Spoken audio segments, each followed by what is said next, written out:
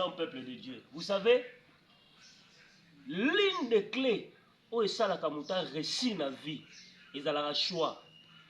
Bobi poani, tala, Yesu azalaki na 70 disciples. Mais tant qu'on bandi ko ça la sélection, apona zwaka 12.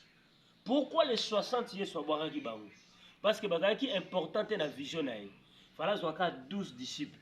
Yaya, vie na yo eza lié na ba show ba nosala na vie. Tala batuni otambolaka na bango, batuni okotoaka na bango.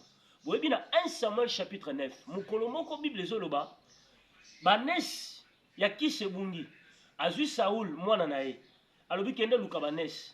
Saoul aosala choix ya serviteur malamu abi na etoki etika ngai. Pourquoi asalaki choix ya malamu?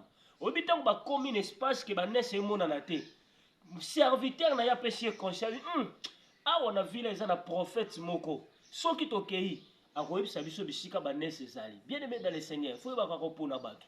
Oyebi ntango Saoul alobi me ngai na mbongo te, abi te ngai awa naza awa na quelque chose esunga biso tokende komona les prophètes. Vous savez pourquoi Saoul asalaki choix ya malamu mpona nani okotambola na ye. Luka muto na vie ko bakiselo implice mutu musa opesa mbongo te, mais conseil na ye. J'ose croire na règne ya Saoul serviteur ne oyo azwaki place ya malamu parce que il asalaki lokola canal pour komeme na royauté. Sala ba choix malamu et que parlons na vie. Que Dieu vous bénisse.